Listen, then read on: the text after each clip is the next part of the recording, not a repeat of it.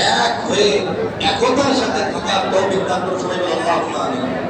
Number 2, ঈদের message. কেন ঈদ করলাম?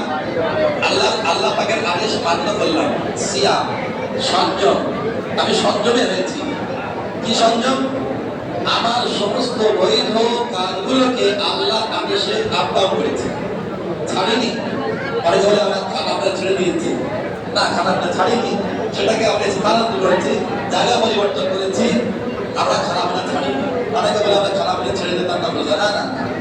রোজার মানে হলো পুড়িয়ে ছাই করা, বলে যাচ্ছে না, ভস্য করা। আমি আমার সমস্ত পশুবৃত্তি যা ছিল, অমানবিক যা আমার ছিল, অসংযমী আমি যা ছিলাম, সবগুলো পুড়িয়ে ছাই করে আমি সংযমী হয়েছি। তাই আমি রোজা রাখি। তা আমি কামিলা ছাড়িনি, জায়গা পরিবর্তন করেছি।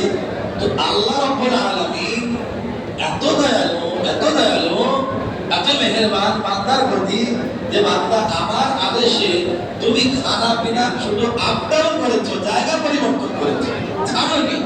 আমি বলেছিলাম দুপুরে খাবে না, রাত্রে খাও। তো দুপুরে খাও, রাত্রে খেয়েছো। আমি বলেছিলাম সকালে নাস্তা করবে না, ইফতারি করো। তুমি নাস্তা করোনি, ইফতারি করেছো।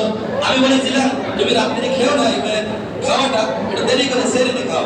তো তুমি তাই করেছিলে, তো জায়গাটা পরিবর্তন করেছো। আমি এত খুশি, এত খুশি, এত খুশি।